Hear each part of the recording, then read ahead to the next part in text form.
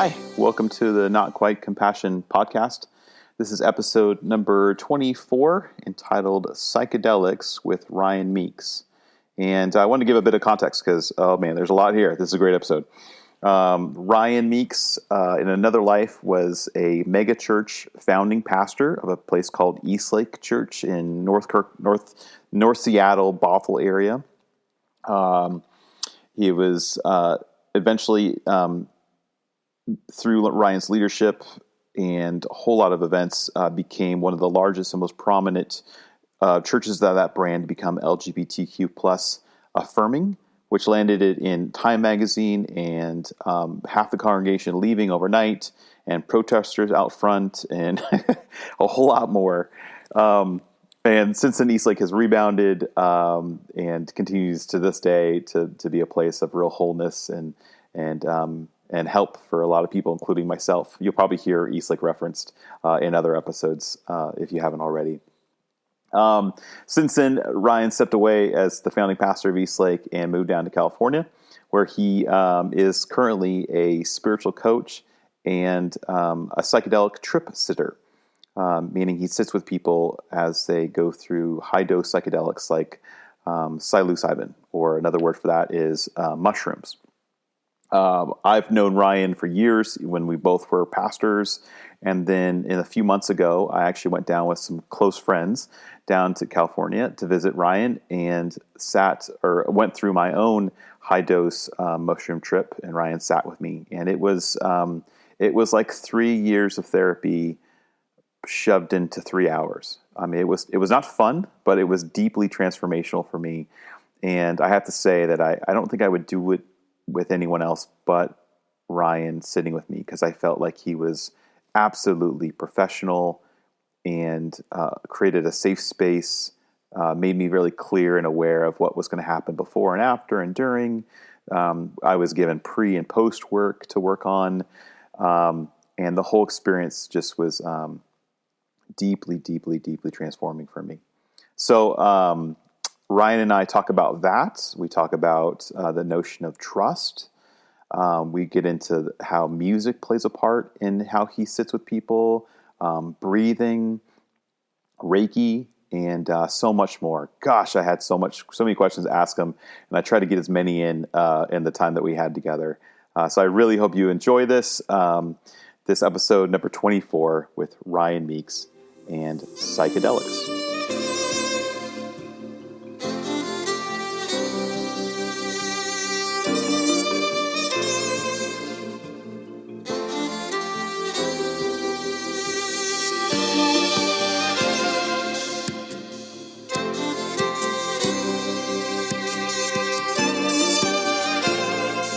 Okay, welcome Ryan Meeks. Thank you, sir. I'm giddy right now. I'm just so excited that you agreed to do this. I miss you, and thanks, man. It's just wonderful to see you, man. Thanks, dude. Yeah. You too. Thanks for inviting me. You and I go back. Oh man, how far are you gonna go? We were both pastors at one point. I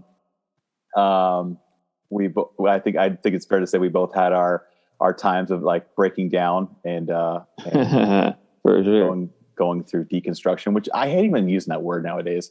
Just because I don't even know. I just want to move on. I don't even know what that is anymore. Yeah, it feels like deconstruction. That's why it gets used. It feels violent and destructive. But yeah, I know what you mean. Even in the last few years, I've been like, I don't know that was deconstruction anymore. You get a little bit further away, and a little bit longer of a view, a wider lens, makes you realize like, oh, that wasn't. I think now it looks a lot more like my faith was building. It was construction. First of all, it was like the first thing I ever built, because everything else was something someone else handed to me, and so. What I was losing wasn't mine anyway, and I was building something for the first time. And that process was so unknown and messy and other people had been using the word deconstruction, because if you if you second guess any of the things people give you, you're deconstructing something. Okay, fine. Yeah. And then we just put that, import that on the top. But yeah, I hear you, man. You're right. It's not like, I always valued and cared deeply about wholeness. I've always cared about authenticity. It just, the propositional true statements that I once found my identity in didn't support that as well as they used to. Yeah. But those values were there before, and they'll be there after. For sure. It's like growing out of your clothes. Nobody, as you're growing up, nobody's like, that's a problem. It's just part of development is these things I was able to wear comfortably for a season. And, now I got a little bit more of a middle. So I went down to holy shit, is that a beautiful place where you live right now? Oh, Encinitas. We love it. Yes, sir. So went down there, two of my closest friends, and we did full disclosure, I definitely Googled how to pronounce it. So it's an open tab right now on my laptop.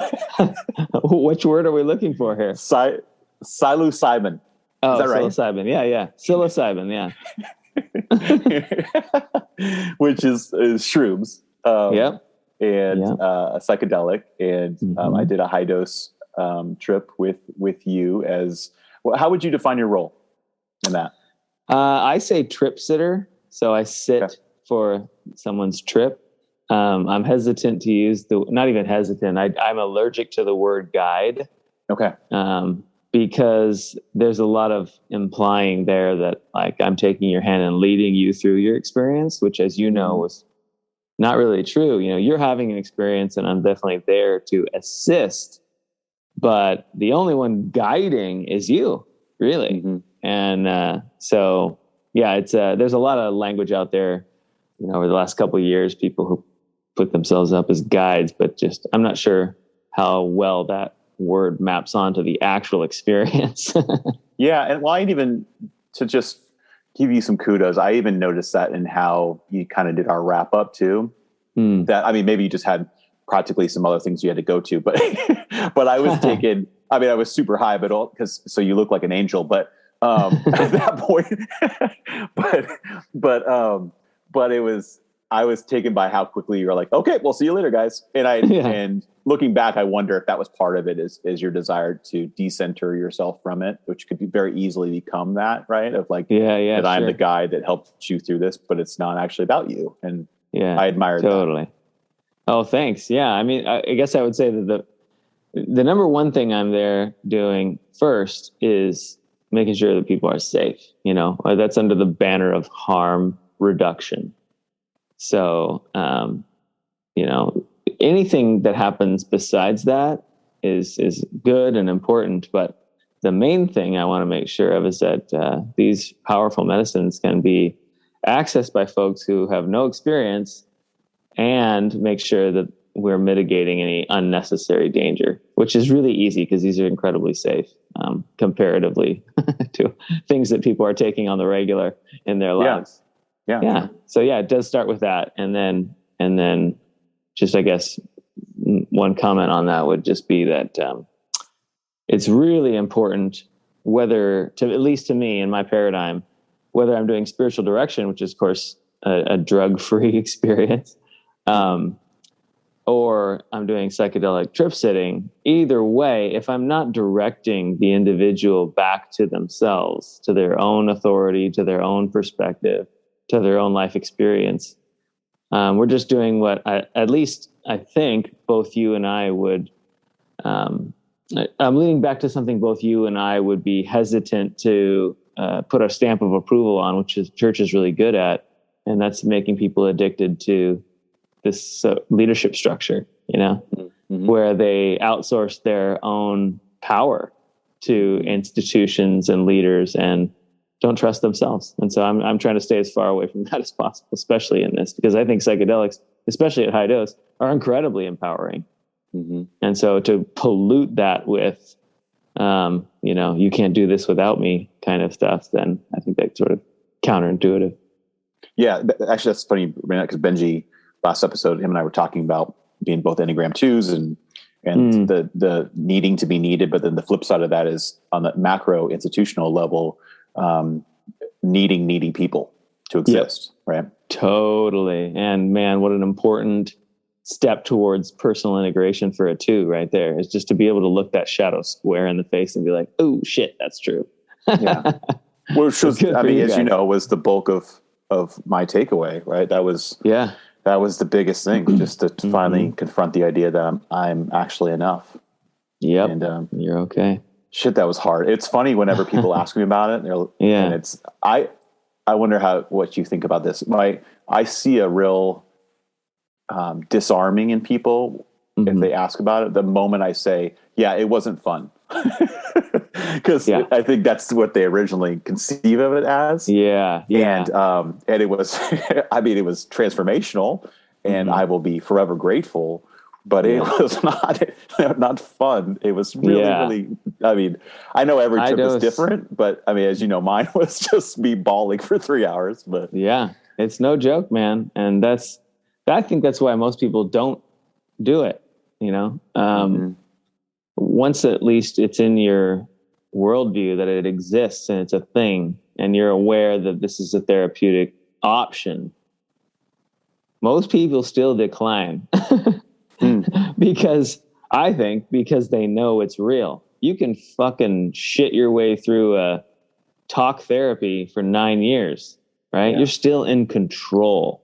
You take a high dose of LSD or psilocybin or whatever, any of these compounds, you are going to be in the truth without any veil between you. And no ability to, you know what, let's just stop here and we'll pick it up next week. You know, yeah, dude, you're riding this train. The roller coaster is going. And so, yeah, I mean, it's just very real. There's no joke about it. And a lot of people are at least familiar with, I've taken mushrooms, at the Gorge once, or they watch Dazed and Confused and think that they know what a psychedelic experiences or something. Some of our cultural ways of talking about these things are a little bit outdated, from drug addiction resistance education, as when I grew up, and just the war on drugs, and some of the bad propaganda around that. I mean, 90% of drug users are not addicted, even heavy drug users, which is really irritating to people's worldviews. They don't like to realize that that's true. There are people who use recreationally things like, and I'm not recommending this, but this is just something to face, is that there are recreational heroin users who are not addicted. A lot of them. And that doesn't fit the narrative that kind of keeps us feeling safe of what things are good and what things are bad. So it's harder to take that information in. Yeah. Going back to that sense of control, you're right. Like I think especially as someone that, you and I both are, I would say skilled communicators, and even beyond that too, we know how to use emotion effectively too, right? To like tell the story in just in such a way that you feel like you know me better than you actually do. And it's the hustle. There's a connection. Chris calls it the authenticity hustle. Yeah. To bend a conversation in just the right direction that's still vulnerable, but still actually I'm still completely in control, and I know exactly where this plane's going to land. Exactly. But there's none of that bullshitting when you're right. I think people inherently know that I'm not going to be able to bullshit myself out of this if I take that tea. Exactly. That's people's my number one fear. Usually I'm afraid of losing control. I was just talking to a client of mine yesterday, and hey, how's it going? As you know, I sent some questions that you should be journaling on in the days leading up to the experience. How's it going? And just replies back, I'm afraid of losing control. I'm afraid of what's going to come up when I'm not in control. And good. That's good. Because even that's good work. Natural. Like sometimes people go through their lives without admitting that, right? Right. And I was telling him, and I've told lots of people this. I'm like, do some journaling, like just some free flowing journaling on this. If I lose control, what happens? What is that? What's the fear there that we are, what's the monster that we're afraid gets released? So what if you lose control? Like, let's chase that, just like in dream work, if you turn to face the wolf instead of running for the next 6 times you have that nightmare, you could actually break through into something. And that's the thing about psychedelics. Psychedelics, as opposed to SSRIs or some other psychiatric numbing pharmaceutical, psychedelics, instead of numbing or blocking our emotional experience, they're saying, come all the way in. Yeah. Hey, let's sit right smack in the middle of this pain and not move and just marinate in it and feel it all the way through and let it fill our bodies and overwhelm us. And thereby, not necessarily fix the trauma itself, but expand, push the walls back and make more room around the thing that's causing us so much distress or anxiety or depression. And that's just a really common experience, is that people realize, like, it just created so much breathing room around things that used to make my throat tighten. I just feel spaciousness around me. Yeah, that was definitely my experience, was the deeply feeling some of these emotions and at first being like, oh God, what is this emotion going to bring up? Like, what's that attached to? But then choosing to invite it in anyway and not knowing where it's going. That losing of control was terrifying, but also liberating all at the same time. Because you're right. I don't think it fixes it. Maybe it integrates it. Is a better, do you think? Yeah, for sure. I think that's a really good distinction you're making there, because that's the difference, I think, between stuffing something into the shadow, or, what maybe spiritual bypassing might be another way to say it, and real healing, which is actually holing, it's taking into ourselves all of ourselves without rejection. Every time we have to feel like we have to get rid of something in ourselves, that's going to be the temptation to deny it, bypass it, or push it into the shadow, which doesn't make any of it go away. It just makes it, under the carpet, into the closet, where it can act out in ways that are unconscious to us. So, we self-sabotage, or we lash out in ways when those things get triggered, because they're still there. They're just locked up in a chest, or thrown under the rug. So, that's a super important distinction, that these things aren't going away. And the more we can choose to be with them in love and acceptance, which I always say is the strongest psychedelic there is. The strongest psychedelic there is love and acceptance. Now, these drugs, these plants, right, these compounds can be really helpful allies in getting to love and acceptance. But really, the healing is the love and acceptance. It's like seeing the pain, seeing and feeling all of these things that maybe we've suppressed, or we haven't had the time to sit and feel and grieve. And then, having grieved the ocean of tears that was yours to grieve, all this space opens up where, because you released it, all this space opens up.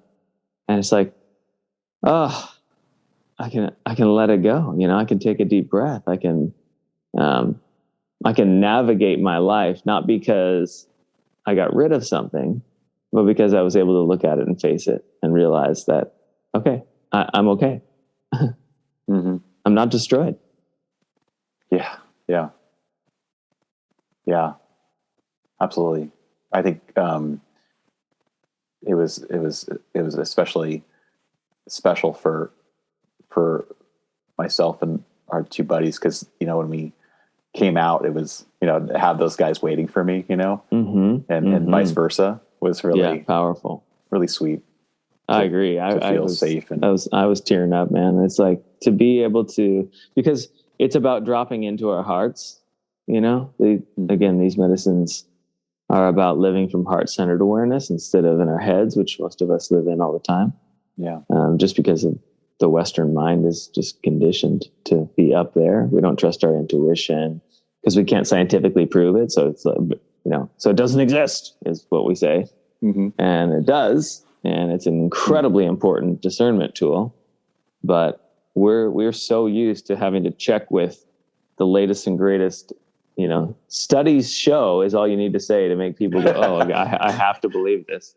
Yeah. So we've outsourced truth, or our way of understanding what's true, to other people. So we don't have any connection to our own personal truth.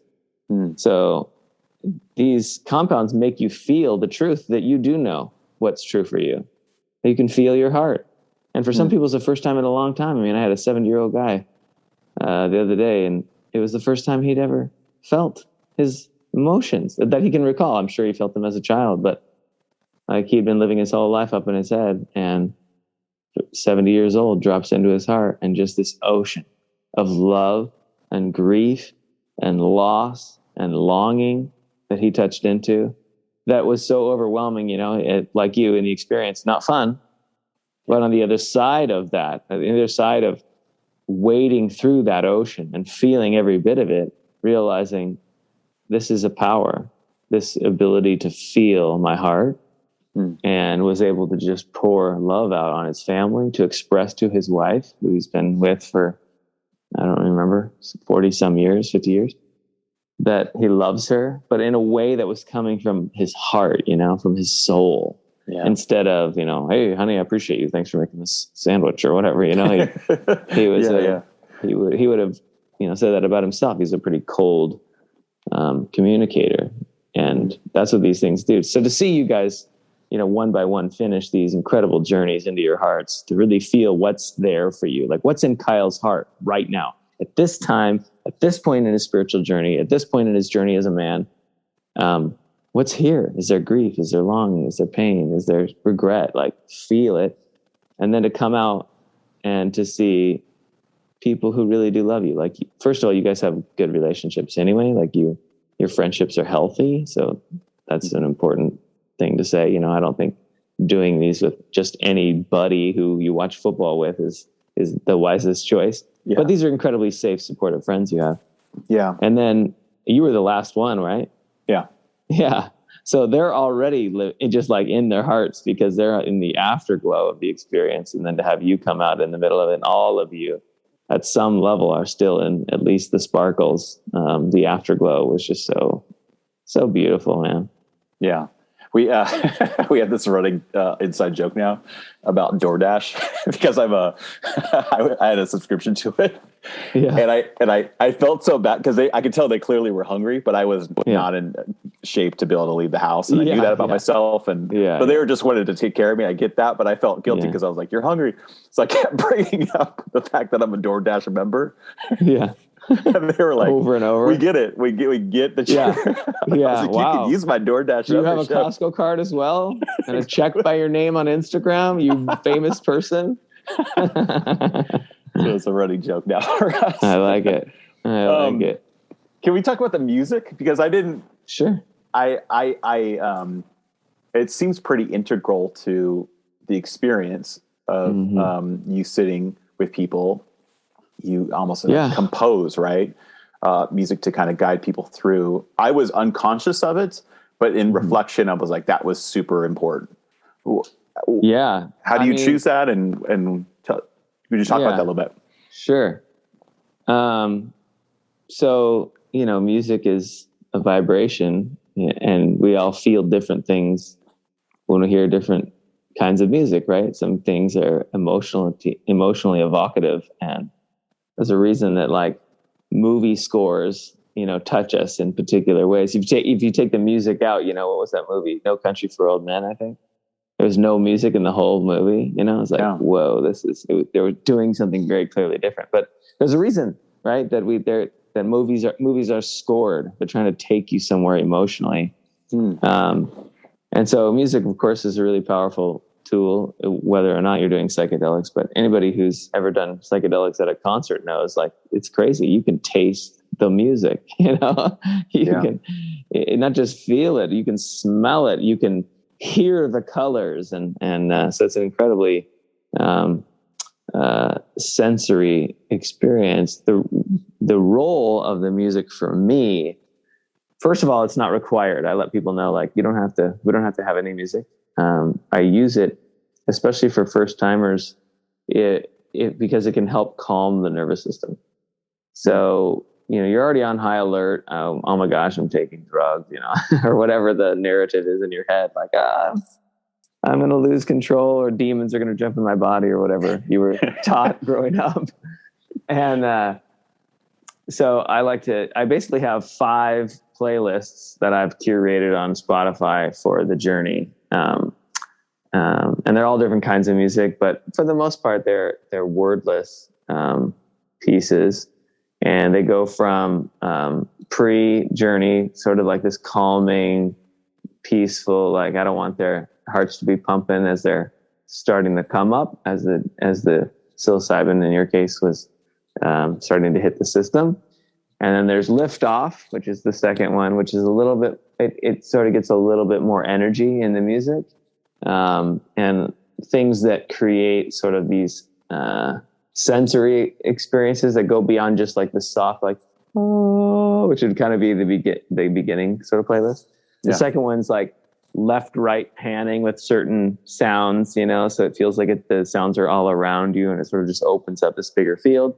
Interesting. And then the third playlist is called Orbit, which for me is still calming, but it leaves a ton of room. I don't want the music to dictate or guide the experience either. And I think that there are times when, even a jackhammer, down the street or a truck driving by can derail or take someone out of an experience. So I try to be careful with the music that I'm picking, that, it's there to support the journey and create an experience that supports what's already going on, rather than this is the show, Mm-hmm.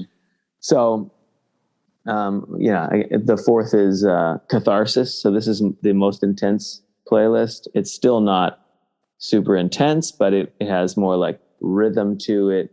There's a couple of like foreign language vocalizations in them, like operatic feelings. But these are, I'll change them in the moment based on how the person seems to be responding in their body. There are some really very emotional violin pieces that if I feel like there's grief that the person's not touching, there are a couple of songs that are like my go-tos. And I mean, I would say more often than not, I can find a song that helps them feel their pain, if that's what's at least on order for the person I'm sitting for. And as soon as that gets going, I feel like the music's just take it or leave it, because as soon as someone surrenders into whatever the medicine is showing them, they're going to be, the journey is doing what it needs to do, and it will be on a really good clip from there on out. And then I have one final playlist, which I just call Re-Entry, which is the vibe I'm going for there is like a lullaby, like a gentle, let this soul that has just felt its tender heart come back into the body nice and slow, with just peace and love and serenity. So that, the vibe is just very like delicate beauty, because usually these are when the tears are just rolling out of the eye, like of gratitude, like one, oh my God, I survived that fucking trip. Thank God. And then that overwhelming sense of like the beauty of being in a human body and the beauty it's like a rebirth life. Yeah, for sure. So in some ways you could look at it as death, burial, resurrection is some of the flow of the, even though I have 5 movements in the music. But even all that said, there are times when I don't use any music. When people, like for me, for years when I would go get a massage, I would have to be pretty picky with the person. I'd be like, I can't have any music unless it does not have a time signature, because my brain will be counting the time signature. Really? So it'll be like 1, 2, 3, 1, 2, 3, 1. Yeah. My brain just keys in and it's listening to, I don't know if it's like years of leading bands and stuff. So I had to like turn that off and have it be like just, this atmospheric pads or, singing bowls or something. So some people are that way. So I'm really careful with like, hey, does this music sound supportive to your nervous system? If not, it's no big deal. We can just sit in silence. And so it just really depends on the person. What was Michelle doing? Well, Michelle is what's it called? Reiki. Reiki. Reiki. I am so clueless. Yeah. Well, I won't, she's probably the best person to talk to about it. Okay. I knew nothing about it. She was attuned as a Reiki master, level 1, 2, 3. I want to say in 2017. And it's been a huge part of the way that we sit for journeys together, many times physically together, but sometimes when she's unable to be there, like I'll contact her in the middle of a journey and be like, hey, this person is really stuck in their body. I can see that they need to let go, but they're obviously very afraid. Can you help support? And again, I'm the last person who should be explaining how this works because I don't know, but to my basic understanding, first of all, it's an energy medicine, and in the energy world, there's no distance. So she can help your energy system, which essentially, your chakra system is one way of explaining that. There's many energy centers in the body. And she can help support and move or clear energy that's stuck so that everything's sort of flowing. Think of a river, and you got some log jams down here and some debris over here. And so she just kind of goes through and helps clear areas that seem stuck. And then she'll get images about which parts of the body, which correlate to certain maybe spheres of life that need addressing, like, fear or relationships, or, this person is super ungrounded. They're always in their head. They need to spend a little bit more time in the grass and, things like that. So she'll do that from afar, and then, or even just right there in person. And I'll even speak to my own experience. Like I've had a situation where I was prescribed these CBD drops for some pain I was having in my head. And I got the dosage. I misunderstood the dosage, and it was like 2 drops, and I did 2 droppers, which was like 40 drops per dropper. Yeah. And there was enough THC in the CBD drops that I got. I mean, I knew before it hit me, because Michelle was like, how much did you take? And I was like, I did 2 of the drops. And she's like, drops or droppers? And I'm like, oh, droppers. So she just started like laughing hysterically and like, oh my gosh, you're going to be so high. So I was very not excited about this. I don't handle a lot of weed very well, especially since I've done psychedelics. I can't really do marijuana because my mind immediately wants to go into hardcore psychedelic journey space. But she did Reiki on me, and I could feel her pulling the experience down to the ground and grounding me so that I didn't have like a paranoid, delusional, psychotic experience that night. And I was actually able to go to sleep, which I cannot believe. Wow. So just, the best way to say it is she's supporting energetically the work, because as the mushrooms go in through the system, one way that I like to describe it is it's going to release whatever's stored in the body, in the sense of, like an anesthetic calms you down for surgery. It sedates you for surgery. The mushrooms first go through and they sort of sedate the body and open up stuck stuff in the body, and then releases it so that you can feel it and then move it through. There's a whoa. Sorry, I can still hear you. There's a really famous book called The Body Keeps the Score that has been sort of making its rounds again and again over the last few years. And that's one of the, sort of central ideas, is that we store these traumas, these experiences, these painful things that we go through in our bodies. And so I see it all the time in journey space. That's what happens is all of a sudden there's just enough relaxation. And because of the, power of these compounds, things, memories, images that are stored in the body, maybe some tension in the neck, for instance. My wife tends to carry some tension in her neck, can be related to particular beliefs and ideas about who we are in relationship to the world, or in relationship to people who are, say family members or romantic partners. And because they're released, like they're opened back up, then we can start to feel them and then let go of them, and then not experience that pain anymore, for instance, or have it, severely lessened. But if we aren't doing that, they're just stuck in the body and we really can't get to them. There's other ways to do that. Psychedelics are not the only way. People do rolfing and even chiropractic work, or even massage. Sometimes people get a massage and just burst into tears because something has been released in the body. So there's a million different ways toward these different types of healing, but that's just a very, layman's way of explaining my understanding of how the Reiki and the psychedelics end up working together. How do you personally process between your spiritual coaching? Is that spiritual coaching or spiritual direction coaching? Whatever. Yeah. And then also the work as a journey sitter. Yeah. How do you process all that? Because there's got to be some secondhand trauma to get through. Sitting with others. You're just sitting with a ton of experience and story and so trauma. intense. And how do you go through that? How do you process it in healthy ways? Yeah, great question. Actually, good timing, like right after the Reiki question, because Michelle helps with that a lot, just clearing my field. She's learned a bunch of stuff from some of her teachers and friends of ours of how to just cut that energy off. So there are some really basic somatic movements that I can do. And then there are some like Reiki clearing that she can do. And then there's just grounding. So taking my shoes off and going down to the beach and putting my feet in the ocean or walking on the sand or the grass or wherever I am.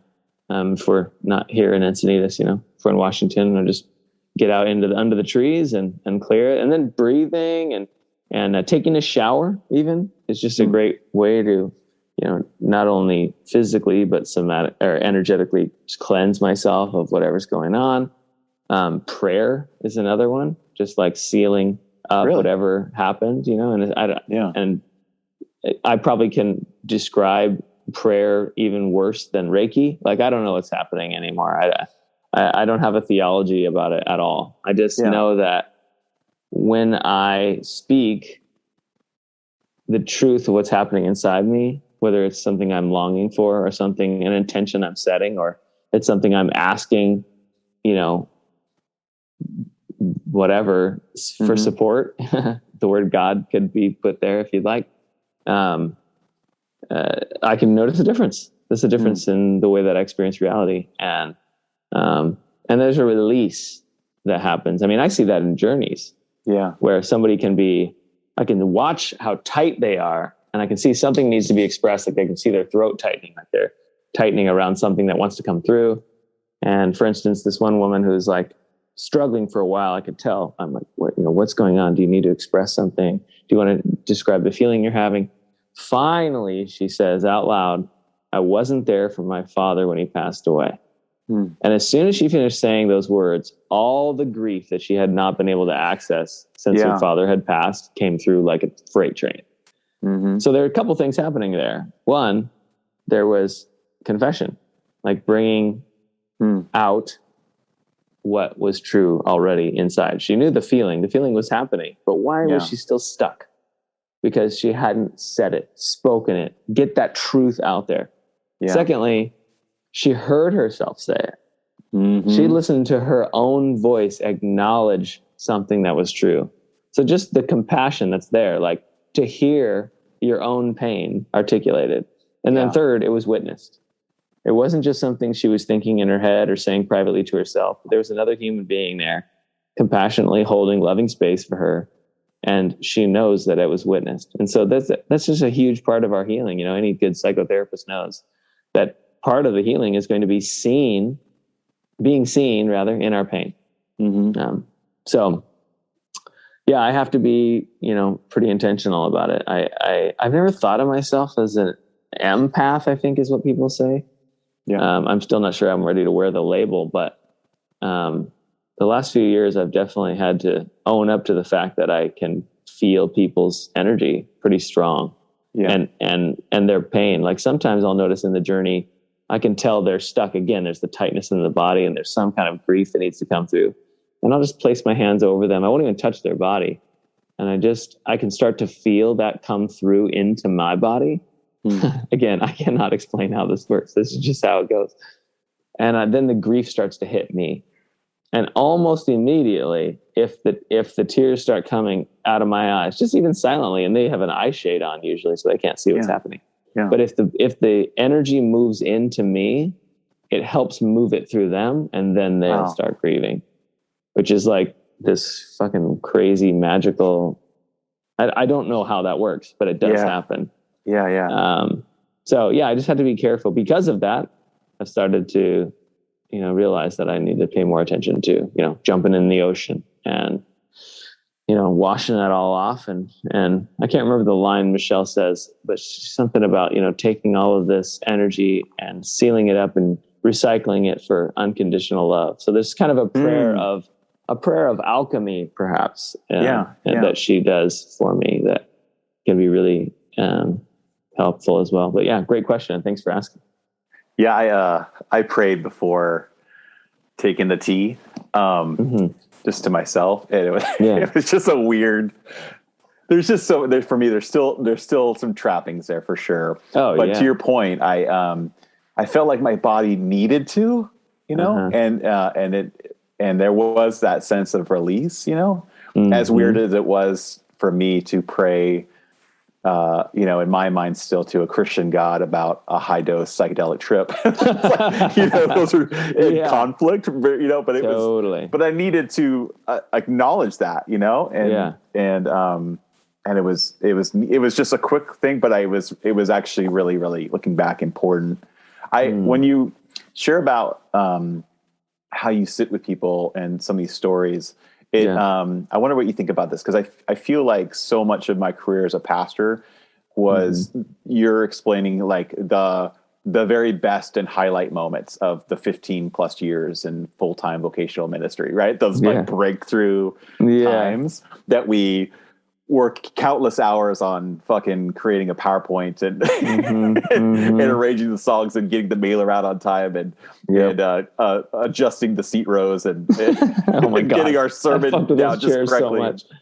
So just all this, just like so much bullshit, but those were actually the moments that it was like, this is why I'm doing this. It was to see actual real, and looking back, I think so much of what I was working against myself, because I think there's, in religion in general, and certainly in evangelicalism, it's this sense of not trusting your body, don't trust your intuition, outsource that, like you talked about. Totally. Yep. Absolutely. And then there were like these, in spite of all that, sometimes every once in a while, something really beautiful would occur in someone's life, and I got to witness that. And that was really, really like that made everything. Totally. And now it seems like that's just like you just cut out all the bullshit, and now it's like I just get to do what I always wanted to do anyway. For sure. Yeah, there's definitely like, I have to find other ways to get the community. That's the thing that people, especially bitter ex-church people, don't seem to want to give the church this credit. But churches get a community, and I don't care how many times people want to talk about, but this, that, I got hurt. Listen, the only way you can get hurt by community is if you first fit and were loved by it. Like, you know what I mean? Like, otherwise it wouldn't be a big deal. You know what I mean? The reason we get so wounded is because these are places where we're so cared for. So I get that it's broken, but welcome to human relationships. You don't need a religion to fuck up, hurting people. That's just what it means to be in community. So, yes, these experiences are like the breakthrough, like, oh my gosh, I'm here, I'm witnessing life change and healing. And I've realized that, I have to, the other benefits of being in, what I used to be in church community, I'd find other ways to plug those holes, and because it's not community, because these are one-to-one experiences. So yeah, for sure. There's a lot of benefit, because there's a lot of bullshit I don't have to deal with too, as you said. Beliefs, for instance, like I don't give a shit what someone believes. Yeah. It doesn't matter what I believe, and it doesn't matter what they believe. They're about to have an experience with the truth of their hearts. And sometimes, people will get like smack downloads, like revelations about reality, about the nature of the universe and things like that. And so it doesn't matter what you believe. It's just like, that was the truth in the medicine. And then the question. And even what someone believes is so loaded, right? Is it actually what you believe, or is it something you were taught, or is it something that you you're protecting because that's determined upon your sense of belonging in a community. Yeah, the first illusion is that you know what you believe. That's the first illusion. Yeah. Like your beliefs are a mystery to you. You know, P. Rollins has made a career out of, very eloquently showing people that this is the truth. Your beliefs visit you, and based on the experiences you have, what you think you believe will shift the day your child dies. And all of a sudden you'll realize that you might not believe certain things as much as you thought you did, or you're surprised how much you do believe something you didn't think you really did, just like, people are like, don't believe in prayer until they get cancer or whatever, it's like, the idea that you're going to be consistent with your beliefs or that you know what you believe, that's the farce right there. What's more interesting is what seems to be functionally working for me right now. What paths and practices regulate my nervous system and allow me to respond rather than react to the difficulties and the screw ups and the letdowns of my life, the betrayals and the double crossings and and the failures. And if they're working for you, then who cares which beliefs are right? I mean, that's just such a boring question. Are they making you happy? Are you more at peace? Because if your religious practices are not making you more at peace in your life, then why are you still doing them?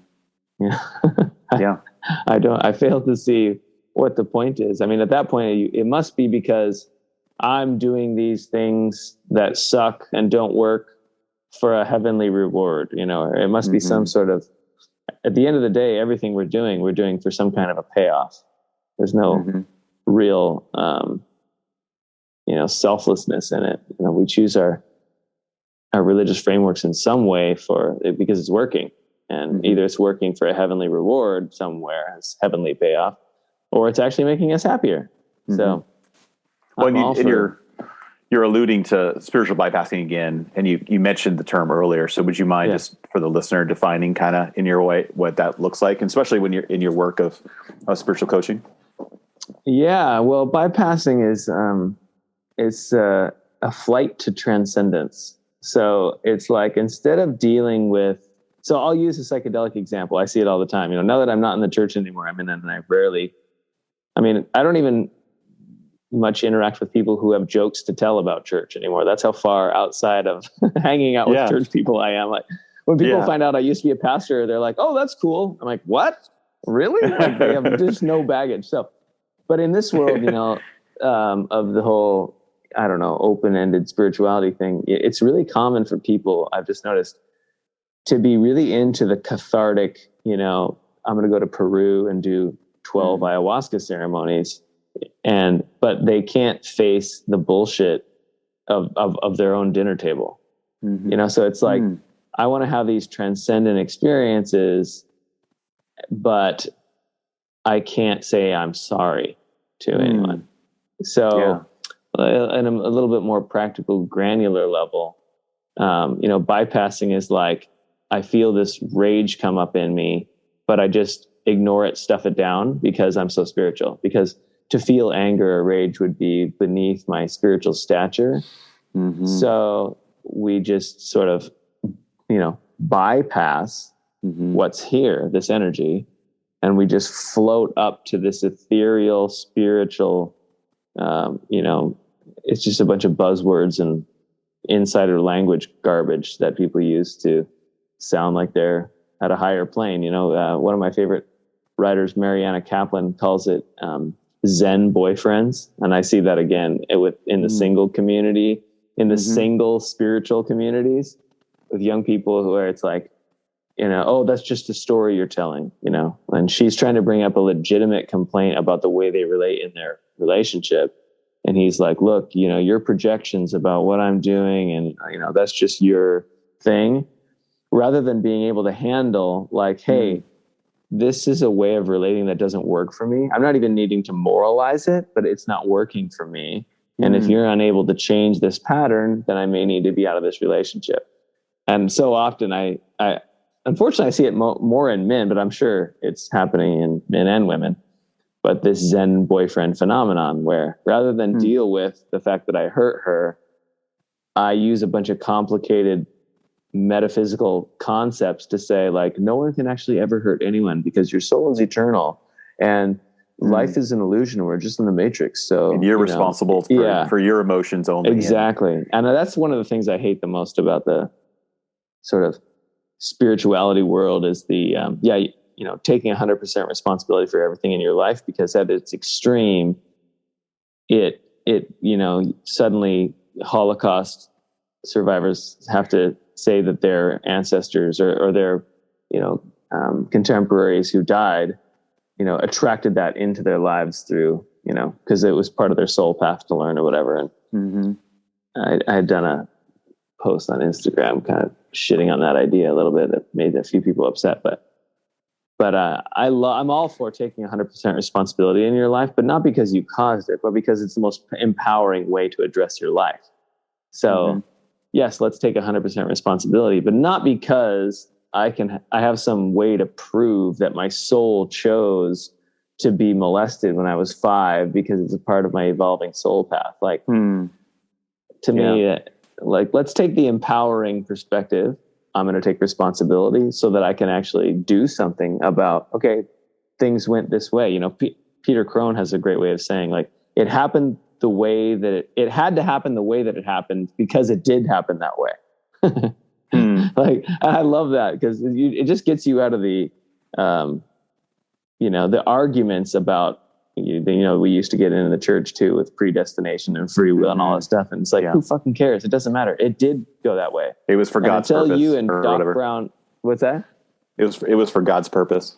Yeah, exactly. So it's once you just let go of needing to define that, and you realize that until you and Dr. Emmett Brown actually invented DeLorean time machine, like, the way that it went is the way that it went. So it doesn't really matter. Yeah. And all the energy that goes into woulda, shoulda, coulda is just a waste of energy that you could be putting into, okay, I accept reality as it is. This did happen. Therefore, it had to be that way because it did happen that way.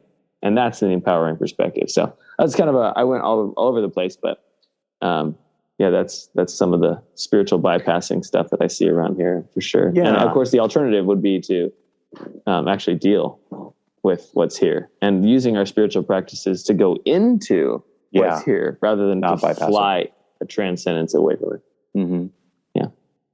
Yeah. And I feel like the journey for me helped me do that, to go into some of those really, really difficult, painful memories that I was bypassing.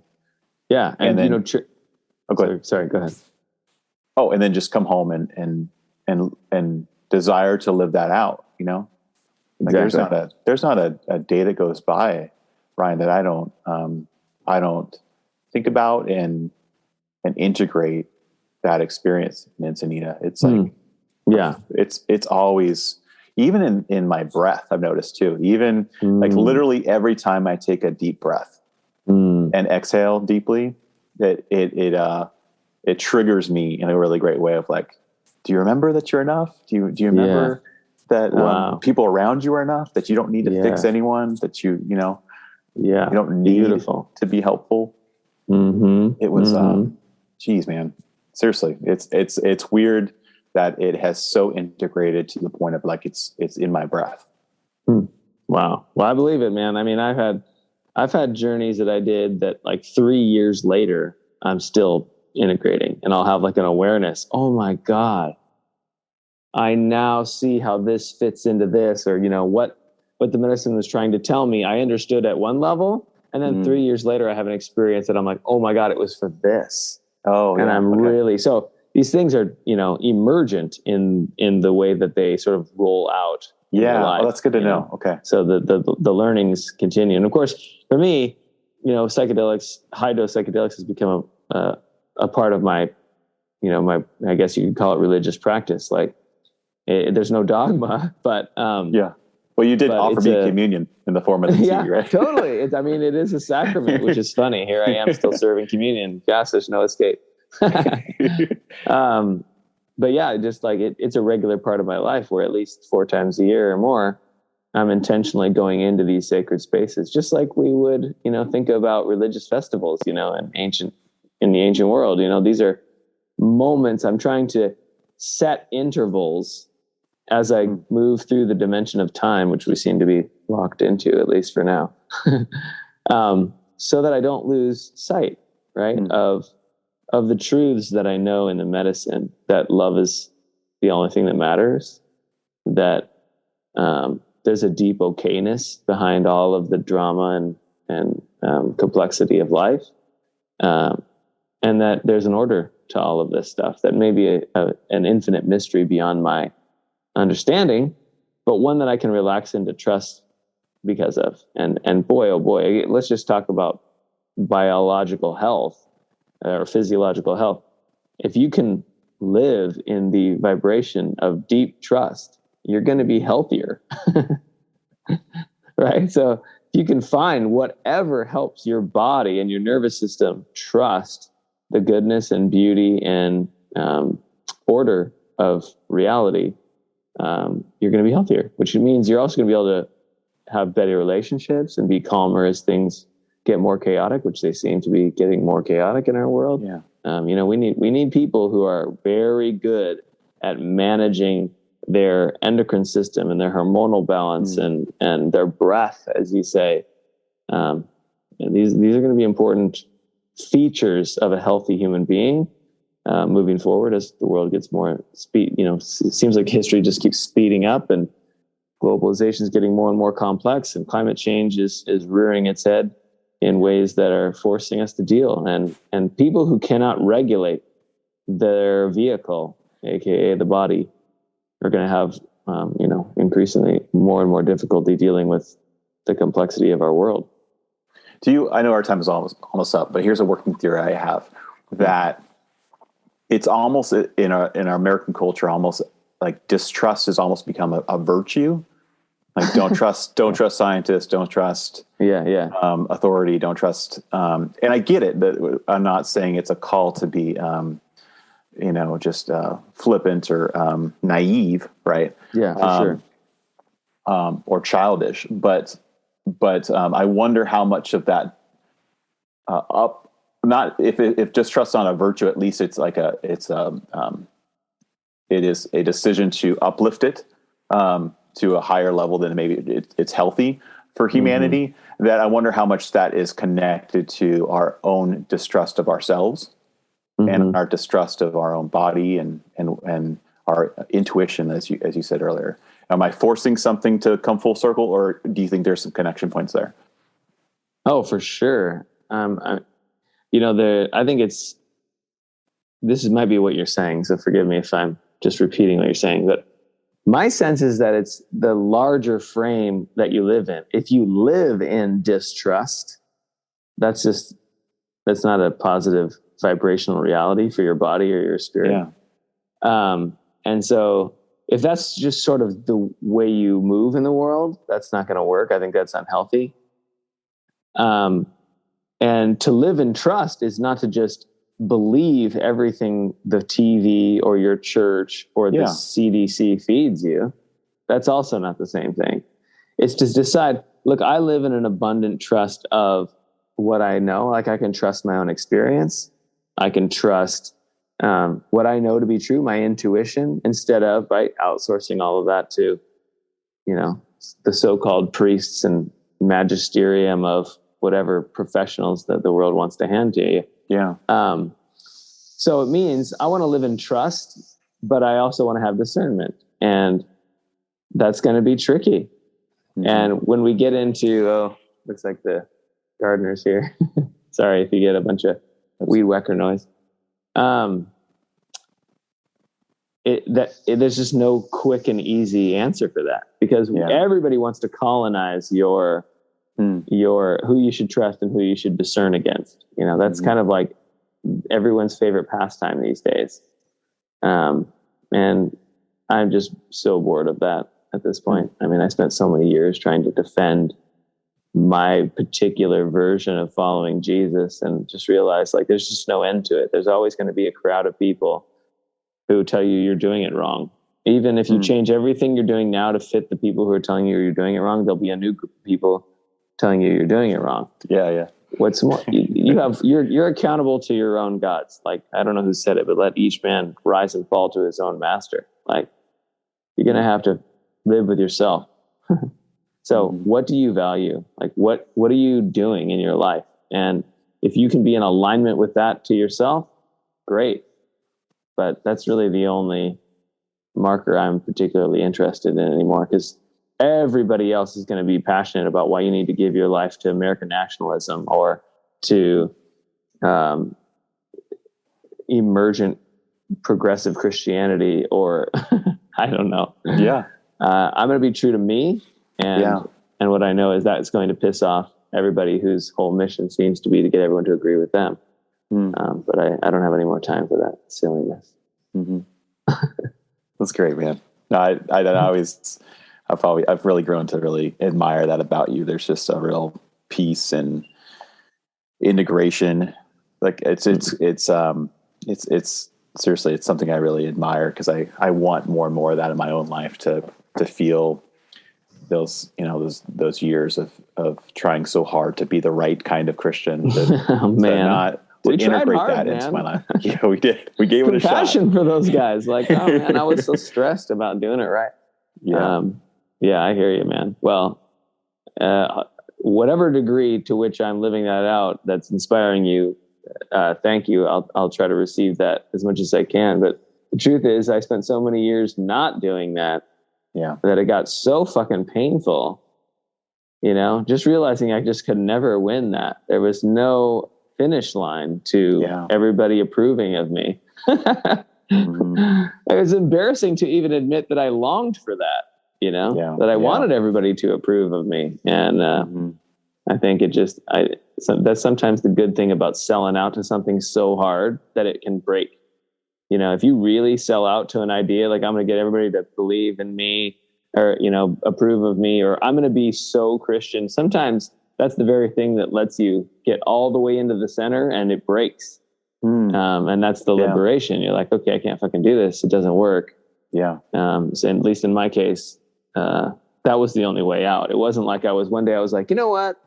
I'm going to be more solid with me, like it was, I tried so hard to do it right, and it didn't work. And it was so fucking painful. And my ego got pummeled. Then in the rubble of that not working, I was like, well, maybe I should try something different. Yeah. I just couldn't do it anymore. I just didn't want to stop. I wonder how much that's just a healthy midlife crisis too, of like, do I really want to live the next 40 years still trying to appease everyone and to become even more right about things? Absolutely. God, I love midlife for that reason. There's a reason. Obviously the shitty, stereotype is the red sports car and the blonde girlfriend, 20 years younger, but the midlife shakeup, right? Or the midlife realignment is a liberation. It's like, look, man, you're already halfway through at least. Maybe you should just be you now. Laura and I laugh all the time about it. She's like, I feel like you did your midlife crisis pretty good. You bought an e-bike and you did a high dose psychedelic therapy trip and bawled your eyes out and came back and you were a better dad. So totally, that works out pretty good. I agree. Get weird. We only have a little bit of time. I was talking to my grandma, who's 90. I don't even know, 90 something. She got COVID, so hopefully she cruises through, but she's like, quarantined in a nursing home. And oh gosh. And what I love about her is she's just like, she's irritated because she wants to be outside, and live her life. And she's always a great reminder to me. It's like, look, go do you, like you don't have time to mess around with bowing to everyone else's expectations, So try to do that as much as I can. All right, Ryan Meeks, thanks a lot for your time. I know we went a little bit over, Kyle, but I love you, dude. You too, man. I love you too. Thank you.